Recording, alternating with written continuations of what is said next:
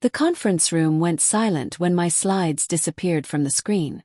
I stood frozen at the front of the room, my presentation half finished, staring at the blank projection.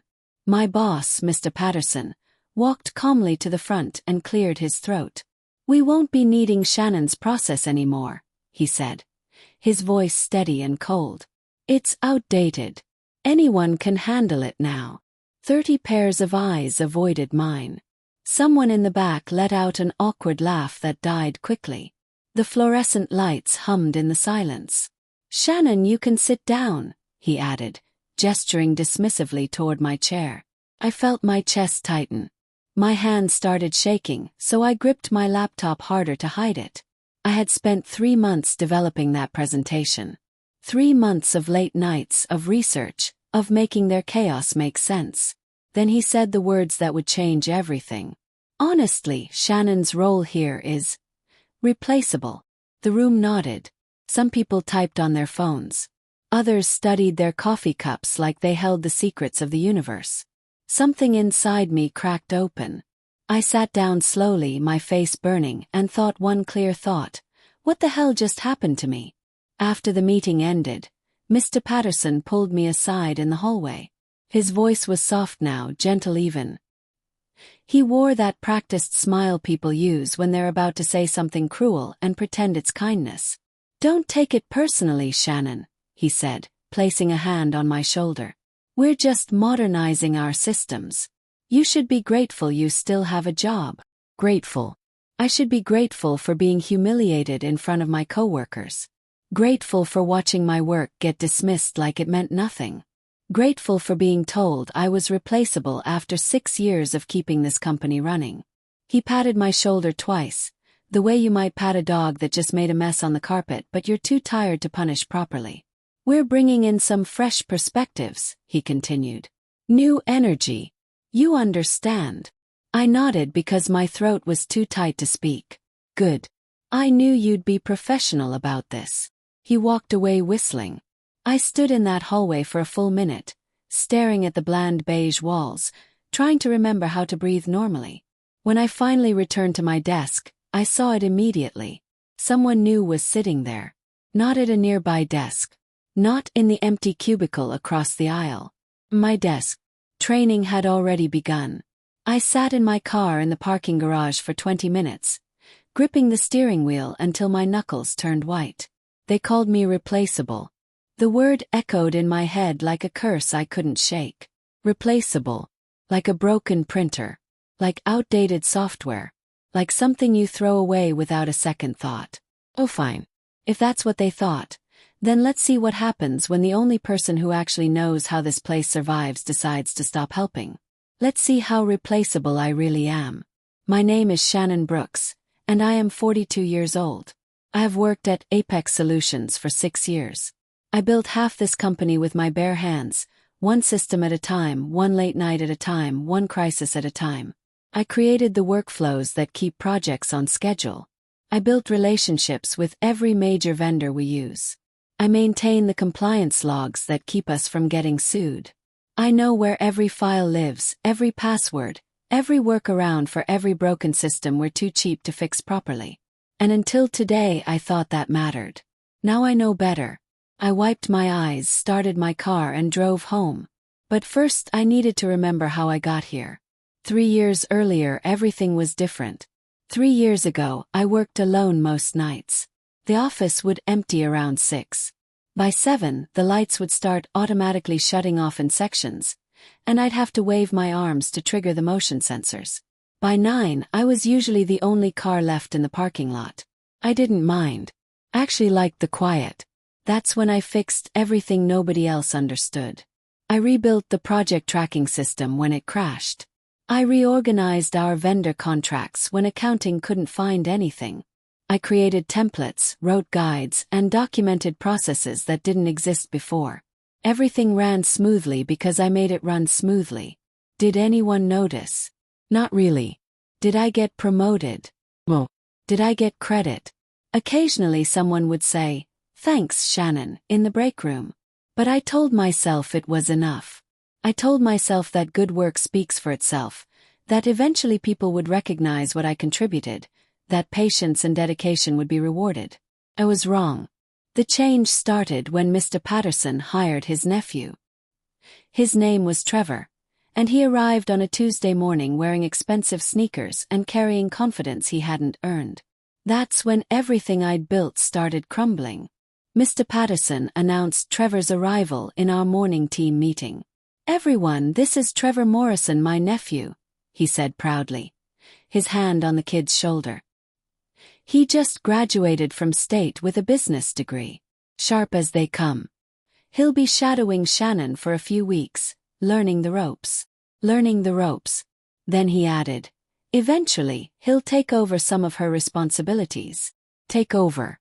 My responsibilities. My systems. My 6 years of work. Trevor smiled at me with perfect white teeth. "Looking forward to learning from you, Shannon." "Sure," I managed to say. Over the next 2 weeks I trained him. I showed him how to run reports, how to communicate with vendors, how to track project timelines. He took notes on his tablet and asked questions that showed he wasn't really listening. "Why do we do it this way?" he asked constantly. "Because it works," I explained patiently. "But wouldn't it be more efficient if we tried that? It created more problems." He'd nod, but I could see he didn't believe me. He thought I was stuck in old ways, resistant to change, scared of his fresh ideas. Then one morning I couldn't log into the system. My password didn't work. My access permissions had changed overnight. Called IT. They said the changes came from management. I called Mr. Patterson's assistant. She said he was in meetings all day. I sat at my desk staring at my computer screen, locked out of systems I had built myself. By noon I realized what was happening. My admin rights were gone. Projects I'd managed for years were suddenly reassigned to Trevor. Emails stopped including me in threads I'd started. Meeting invites disappeared from my calendar. No explanation. No conversation. No announcement. I was still employed. Still had my desk, my salary, my business cards. I was just invisible. Co-workers walked past without making eye contact. Questions that used to come to me now went to Trevor. My opinions in meetings were politely ignored, while his half-formed ideas were praised as innovative thinking. I felt like a ghost haunting my own life. The final insult came on a Friday afternoon. Facilities workers appeared at my desk with a dolly and some boxes. "We're moving you," one of them said apologetically. "Moving me where?" He pointed to the hallway. Not another office. Not even a cubicle in a different area. The hallway. A desk against the wall, next to the supply closet and the broken coffee machine nobody had bothered to fix in 2 years. My nameplate was already gone from my old desk. They put my belongings in a cardboard box. My coffee mug with the faded company logo. My desk calendar. The framed photo of my sister's wedding. 3 years of performance awards that suddenly felt meaningless. Co-workers whispered to each other, watching from behind their monitors. Nobody helped me carry anything. Nobody said it was wrong. Nobody even asked if I was okay. I smiled politely at the facilities workers and thanked them like it didn't hurt. Like being exiled to the hallway was a perfectly normal thing that happens to valuable employees. But it hurt. God, it hurt. I set up my new desk in silence. The hallway was cold. Every time someone walked to the bathroom, they had to squeeze past my chair. I could hear everything. Phones ringing, meetings happening without me, people laughing about things I wasn't part of anymore. This was my punishment for being replaceable, for being quiet, for being competent without demanding recognition, for thinking good work would speak for itself. I plugged in my computer and stared at the blank screen. Then Trevor appeared, holding a folder and wearing that confident smile. "Hey Shannon, quick question," he said casually. "How do I run the monthly compliance report?" He couldn't do something basic. Of course he couldn't. I looked at Trevor standing there with his expensive sneakers and his barely contained impatience. The monthly compliance report was critical. We submitted it to 3 different regulatory agencies. Mistakes meant fines. Delays meant audits. It was complicated, manual, and required knowing exactly which data to pull from which systems. I had built the process myself 2 years ago when our old system crashed. There was no guide because I was the guide. I kept it in my head, adjusted it as regulations changed, and ran it personally every single month. Now Trevor needed to know how. "You'll figure it out," I said calmly. His smile faltered. "What?" "The files are in the shared drive, labeled by month. Good luck." I turned back to my computer. "But can't you just show me? It would take like 10 minutes. "I'm sure it will," I agreed. "You're sharp, remember? Fresh perspective and all that." He stood there another moment, confused, then walked away muttering something under his breath. I felt the first small crack in my chest start to heal. That afternoon I heard him on the phone with someone from accounting, his voice tight with stress. "No, I'm not sure which numbers. Can you just—" "No, Shannon's busy." Client complaint came in an hour later. Numbers weren't matching. Deadlines were being questioned. Someone made a mistake. And I simply watched. I stopped volunteering for anything. When someone mentioned a problem in a meeting, I stayed silent. When my old projects started showing cracks, I didn't point them out. When Trevor looked overwhelmed and confused, I kept working on my assigned tasks and nothing more. I stopped staying late. I stopped fixing things that broke. I stopped being the person who made everything run smoothly. I just watched. Mistakes started piling up like dominoes waiting to fall. A vendor contract expired because nobody renewed it on time. A client deadline got missed because the tracking system Trevor was now managing had errors. Reports went out with inconsistent data because he didn't understand which sources to cross-reference. Small things at first. Things that could be explained away as transition growing pains. But they added up. And somehow it became my fault anyway. Mr. Patterson called me into his office 3 weeks after my hallway exile. "Shannon, we need to talk about these operational issues," he said, his voice stern. "What issues?" I asked innocently. "The backlog, the missed deadlines, the client complaints. I'm not managing those projects anymore," I reminded him gently. "You reassigned them to Trevor." "Yes, but this backlog started under your watch." Lie. Complete obvious lie. Everyone knew it. Mr. Patterson knew it. I knew it. But nobody would say it out loud. I sat across from Mr. Patterson and realized something important. He didn't want me gone. He wanted me blamed. He needed someone to point at when things went wrong. Someone to absorb the criticism. Someone whose quiet competence had made his own mediocrity look acceptable for years. Firing me would raise questions. Why get rid of someone who kept everything running?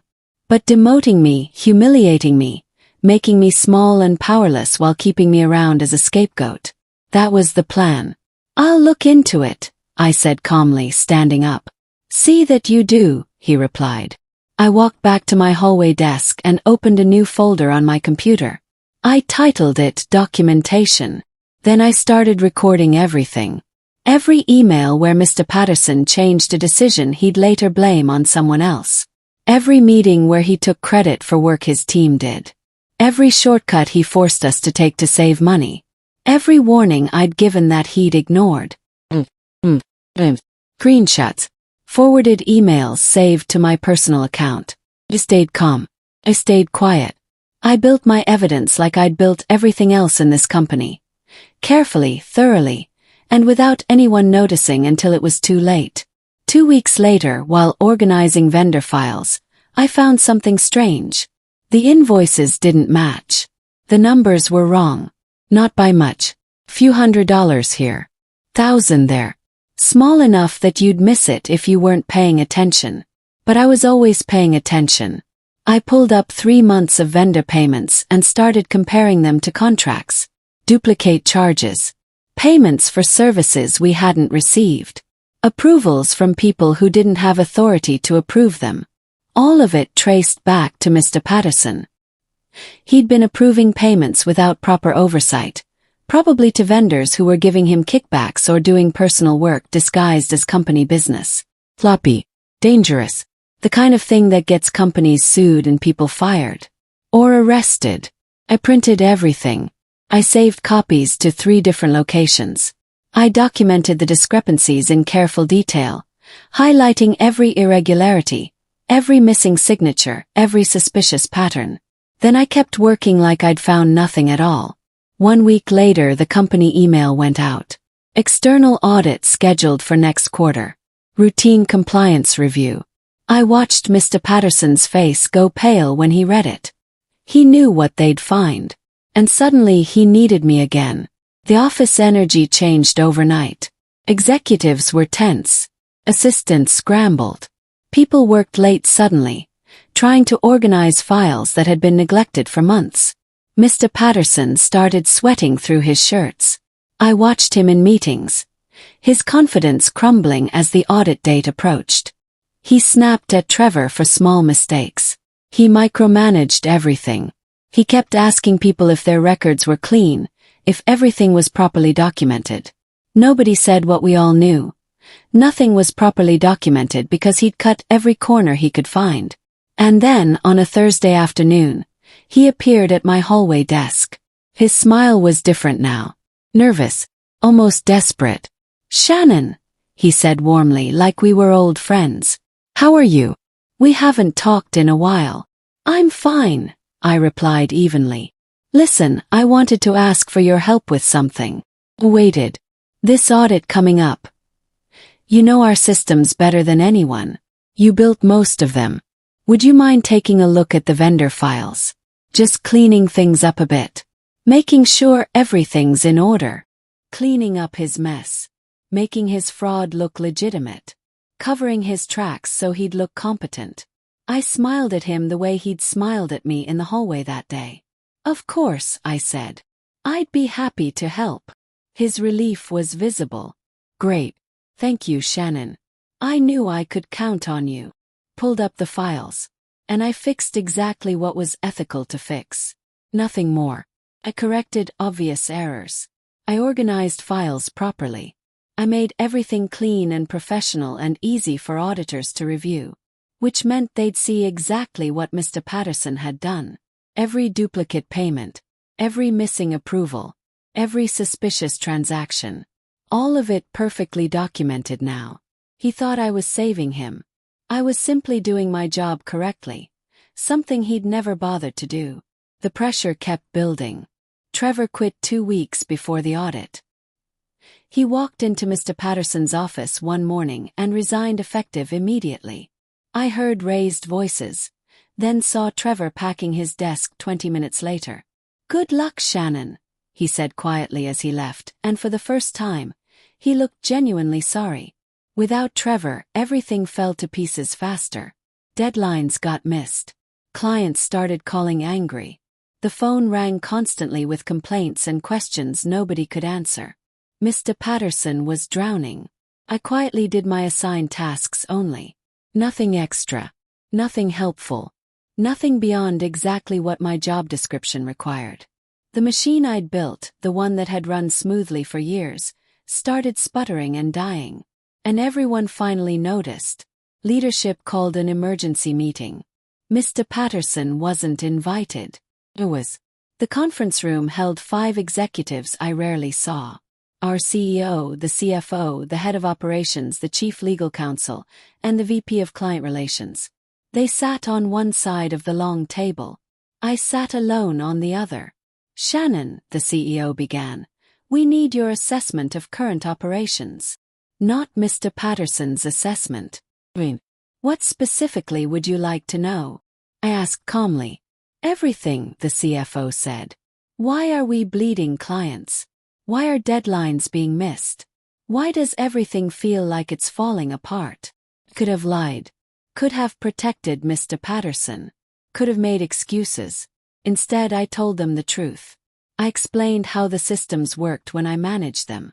I described the changes that had been made. I outlined the shortcuts taken, the warnings ignored, the processes disrupted. I didn't editorialize. I didn't express anger. I just presented facts. Clean. Professional. Devastating. "Can you stabilize operations?"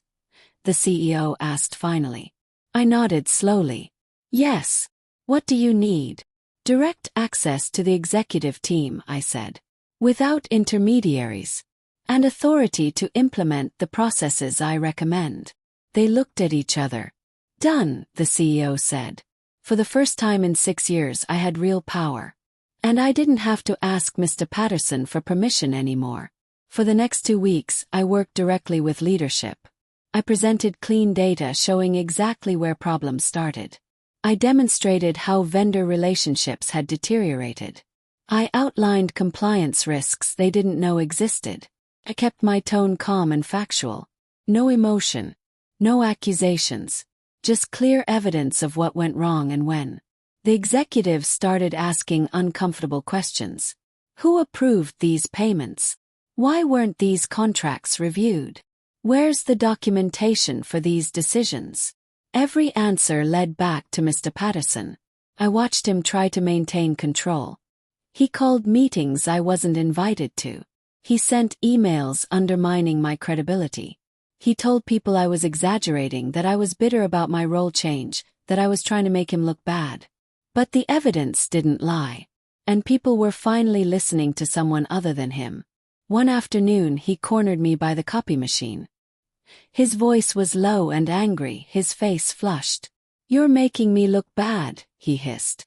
I looked at him calmly. No, I said quietly. You did that yourself. I simply stopped saving you. His mouth opened then closed. He didn't have a response. Because we both knew it was true. The audit began the following week. And on day 2 they flagged irregularities. The auditors were thorough. They reviewed every vendor payment from the past 18 months. They checked approvals, cross-referenced contracts, interviewed staff about processes. Mr. Patterson tried to spin it.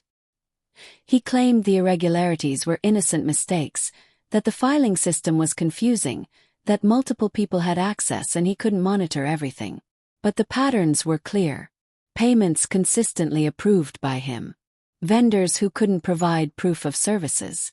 Transactions that violated company policy.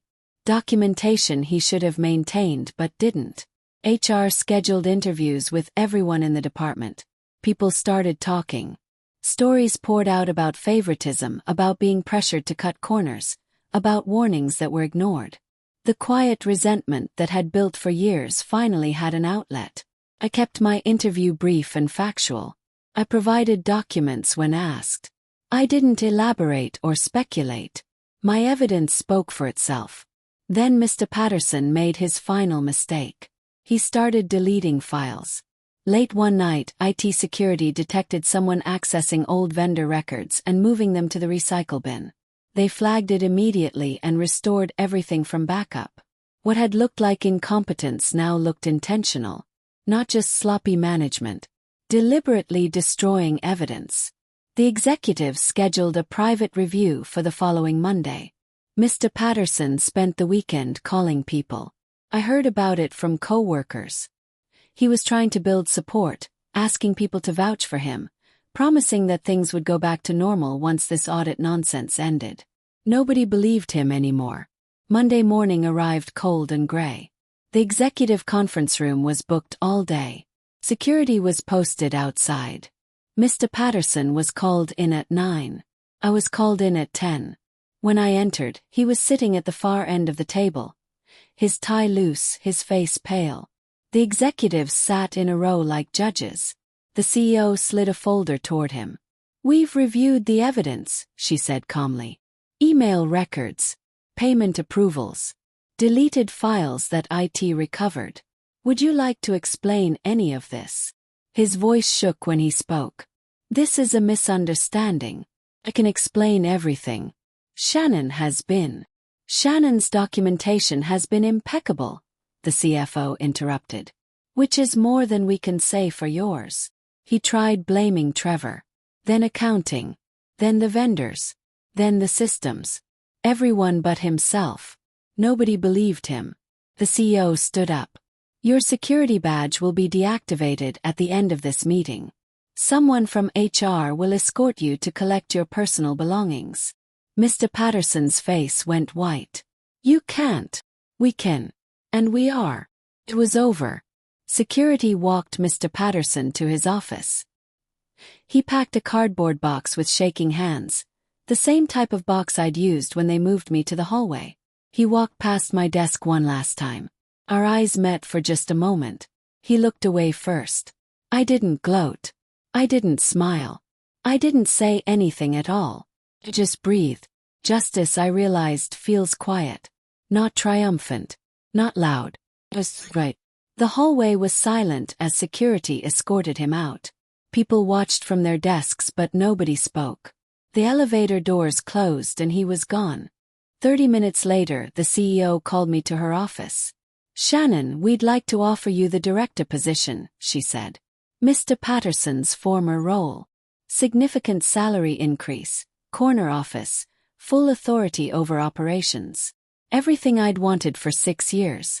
Recognition, respect, power. I looked at her carefully. Can I think about it? Yes.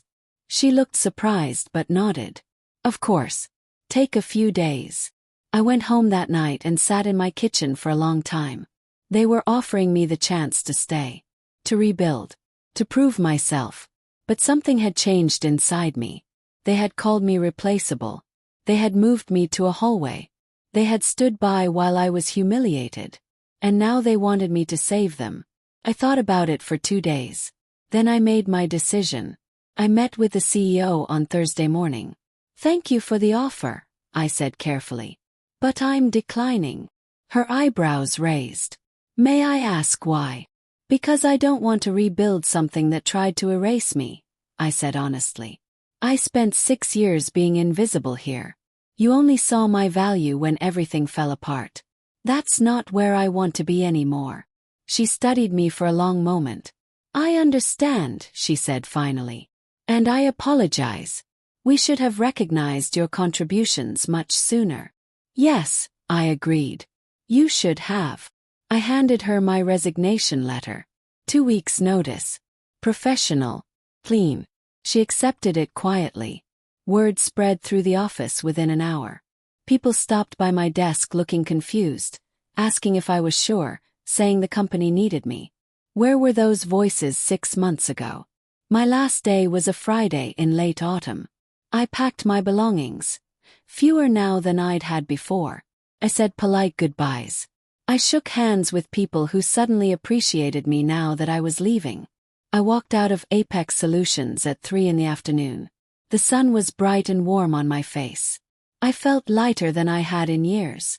Because I hadn't just walked away from a job. I had walked away from a place that made me small. And I was ready to find somewhere that would let me be big. The offer from Meridian Tech had come 3 weeks earlier. A former client I'd worked with at Apex had moved there and reached out. They needed someone to build their operations from scratch. They wanted systems, organization, expertise. They wanted exactly what I'd been doing for years. But this time they knew it. The salary was 40% higher than what Apex offered. The title was Vice President of Operations. I'd have a team reporting to me, real authority, and a company that actually valued structure and planning. I accepted while still finishing my notice period at Apex. My first day at Meridian was a Tuesday. They gave me a corner office with windows overlooking the city. My name was already on the door. The executives introduced me in a company-wide meeting as someone they'd recruited specifically because of her expertise. Nobody questioned my ideas. Nobody dismissed my experience. Nobody called me replaceable. I spent the first month assessing their systems and creating a comprehensive plan. Then I started building. Felt like coming home. Like remembering who I was before I got lost trying to prove myself to people who would never see me. Meanwhile, I heard through old contacts that Apex was struggling. Clients were leaving.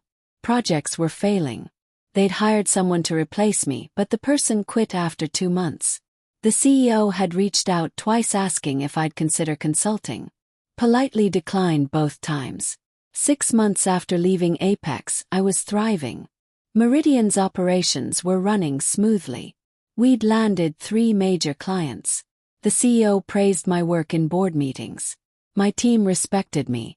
I went to sleep each night feeling proud of what I'd built. Not exhausted. Not invisible. Proud. One evening, my phone rang with a number I didn't recognize. "Hello.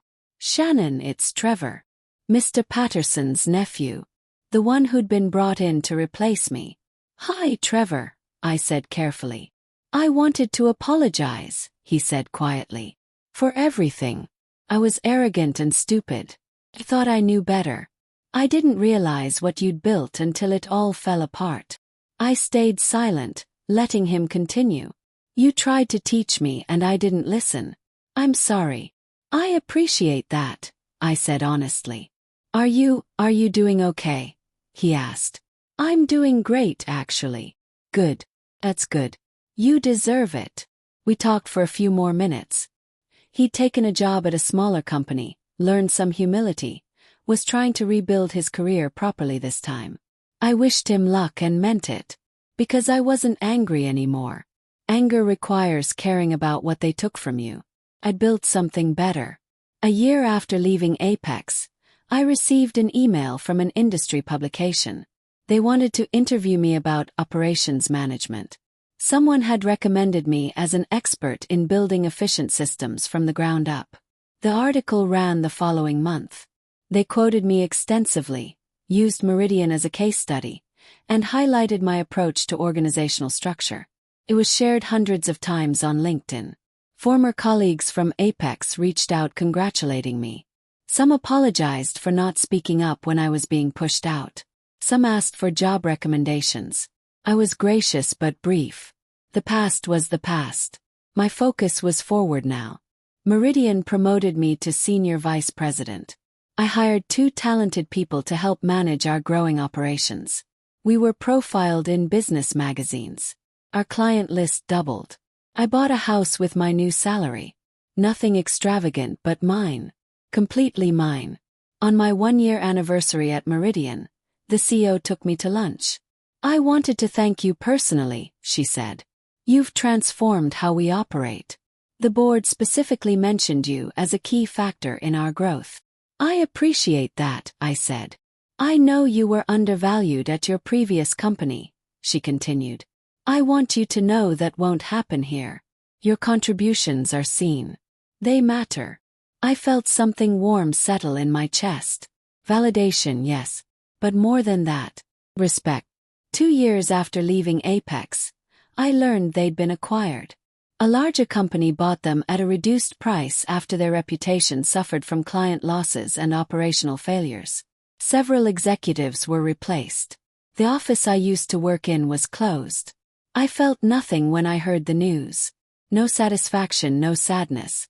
Just distance. That chapter was fully closed. Meanwhile, I was invited to speak at an industry conference about building resilient operations. I accepted, prepared thoroughly, and delivered a talk that received a standing ovation. People approached me afterward asking questions, exchanging business cards, talking about challenges I'd solved years ago and forgotten about.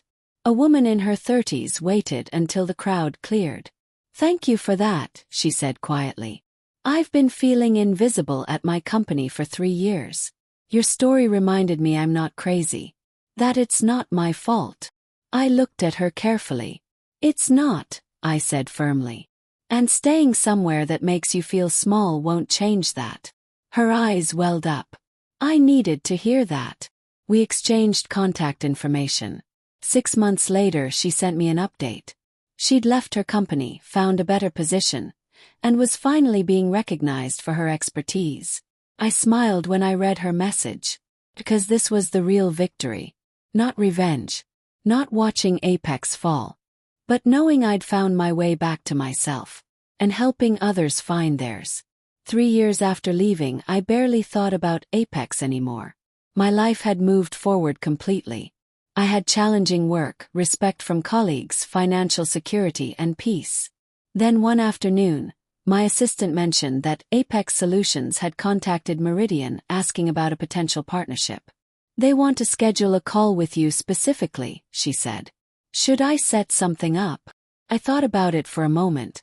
The old me would have said yes out of professionalism. Would have been accommodating and helpful because that's what good people do. The new me understood something different. Politely decline, I said. Let them know I'm not available. She nodded and left. I turned back to my computer and continued working. Because I didn't need closure from them. I didn't need an apology or acknowledgement or vindication. I had already won by building something better than they'd ever let me build there. That evening, I drove home past the street where Apex's old office used to be. The building was empty now, windows dark, a for lease sign out front. I felt only quiet gratitude. That place had called me replaceable. And in trying to replace me, they'd learned the truth. Some people aren't replaceable because of what they do. They're irreplaceable because of who they are. Their competence. Their dedication. Their quiet strength. I was that person. I'd always been that person. I just needed to leave to remember it. 5 years later, I sat in my office at Meridian on a quiet Friday afternoon. Sunlight streamed through the windows. My team was celebrating a successful project launch in the conference room. Their laughter echoed down the hallway. I thought about that conference room at Apex where my slides disappeared. Where I was told I was replaceable. Where I sat in humiliation while coworkers avoided my eyes. That moment had felt like an ending. It was actually a beginning. Because being called replaceable taught me something vital. I had been making myself small to fit into spaces that were never meant to hold me. Apex didn't fall because I left. They fell because they never valued what they had. And I succeeded not by destroying them, but by refusing to shrink anymore. My phone buzzed. A text from my team asking if I was joining the celebration. I smiled and stood up. As I walked toward the sound of laughter and accomplishment, I thought about everyone who'd ever felt invisible at work. Ever been dismissed despite their competence. Ever wondered if they were the problem. You're not. Some places will try to make you small because it's easier than recognizing your worth. Walk away from those places. Find somewhere that sees you. Or build it yourself. Because the most powerful revenge isn't destruction. It's becoming so undeniably successful that they finally understand what they lost. And by then you're already gone. They called me replaceable. So I became the only person who could save the company. Then I left. And saved myself instead.